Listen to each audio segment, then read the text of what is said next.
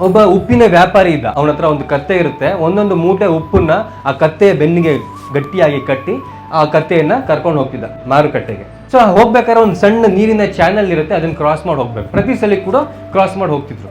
ಒಂದು ದಿವಸ ಆ ಕತ್ತೆ ಬೈ ಮಿಸ್ಟೇಕ್ ಆಗಿ ಆ ಚಾನಲ್ ಅಲ್ಲಿ ಬಿದ್ಬಿಡುತ್ತೆ ನೀರಲ್ಲಿ. ಸೊ ಅವಾಗ ಏನಾಗುತ್ತೆ, ಆ ಉಪ್ಪು ಒಂದಷ್ಟು ಕರಗುತ್ತೆ. ಆ ಕತ್ತೆಗೆ ಆ ತೂಕ ಕಡಿಮೆ ಆದಂತ ಫೀಲಿಂಗ್ ಅನ್ಸುತ್ತೆ. ಸೊ ಅವತ್ತಿನಿಂದ ಆ ಕತ್ತೆ ಏನ್ ಮಾಡುತ್ತೆ, ದಿನ ಹೋಗ್ಬೇಕಾದ್ರೂ ಕೂಡ ಬೇಕು ಅಂತ ಅದ್ರಲ್ಲಿ ಬೀಳಕ್ ಶುರು ಮಾಡುತ್ತೆ, ತೂಕ ಕಡಿಮೆ ಆಗುತ್ತಲ್ಲ ಅಂತ. ಸೊ ಈ ರೈತ ಒಂದಿನ 2 ದಿನ ನೋಡ್ತಾನೆ, ತಿಂಗಳಾನ್ಗಟ್ಲೆ ಇದೇ ಮಾಡ್ದ, ಈ ಕತ್ತೆ ಯಾಕೋ ಕೆಟ್ಟ ಬುದ್ಧಿ ಮಾಡ್ತಿದ್ಯಾ ಇದು ಅಂತ. ಒಂದು ದಿವಸ ಆ ಉಪ್ಪಿನ ಜಾಗದಲ್ಲಿ ಹತ್ತಿಯ ಮೂಟೆಯನ್ನ ಕಟ್ತಾನೆ. ಸೊ ಮತ್ತೆ ಹಾಗೆ ಹೋಗ್ತಿರ್ಬೇಕಾದ್ರೆ ಒಂದು ದಿವಸ ಆ ಕತ್ತೆ ನೀರಲ್ಲಿ ಬೀಳುತ್ತೆ. ಬಿದ್ದಾಗ ಏನಾಗುತ್ತೆ, ಅದರ ಭಾರ ಹೆಚ್ಚಾಗುತ್ತೆ. ಅಯ್ಯೋ, ಆ ಕತ್ತೆ ಬೆನ್ನು ಮೂಳೆ ಮುರಿದೋಗ್ಬಿಡ್ಬೇಕು, ಅಷ್ಟು ಭಾರ ಆಗುತ್ತೆ. ಅವತ್ತಿಂದ ಆ ಕತ್ತೆಗೆ ಬುದ್ಧಿ ಬರುತ್ತೆ, ಅಯ್ಯೋ ಕೆಟ್ಟ ಬುದ್ಧಿ ಮಾಡಬಾರ್ದು, ಇದಕ್ಕಿಂತ ಉಪ್ಪೇ ಪರವಾಗಿಲ್ಲ ಅಂತ ಹೇಳಿ ಅವತ್ತಿಂದ ನೆಟ್ಟಿಗೆ ಹೋಗುತ್ತಂತೆ. ಸೊ ಕೆಲಸ ಮಾಡುವಂತಹ ಒಂದು ಸ್ಥಳಗಳಲ್ಲಿ ಕೆಟ್ಟ ಬುದ್ಧಿ ಮಾಡಬಾರ್ದು, ಮೈಗಳ್ತನ ಮಾಡಬಾರ್ದು ಯಾವತ್ತು.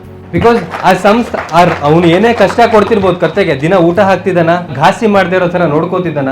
ಅದೇ ರೀತಿ ನಮ್ಗೆ ಈ ಸಂಸ್ಥೆಗಳು ಕೂಡ, ಈ ಸಂಸ್ಥೆಗಳು ನಮಗೆ ಕಷ್ಟಪಡಿಸ್ತಿರ್ಬೋದು, ಬಟ್ ಅದಕ್ಕೆ ತಕ್ಕಂತೆ ಸಂಬಳ ಕೊಡ್ತಿದ್ಯಾ, ನಮ್ಮನ್ನು ಚೆನ್ನಾಗಿ ನೋಡ್ಕೊತಿದ್ಯಾ, ಒಂದು ದಿವಸ ರಿಟೈರ್ ಆದಾಗ ನಮಗೆ ಒಂದಷ್ಟು ಬೆನಿಫಿಟ್ ಸಿಗುತ್ತಾ? ಸುಮ್ಮನೆ ಅಂತೂ ಕೊಡೋದಿಲ್ಲ ಸರ್ಕಾರ ಇವನ್ನೆಲ್ಲ. ಸೊ ಕೆಲಸ ಮಾಡುವಂತಹ ಸ್ಥಳಗಳಲ್ಲಿ ಯಾವತ್ತೂ ಕೂಡ ಮೈಗಳ್ತನ ಮಾಡಬಾರ್ದು.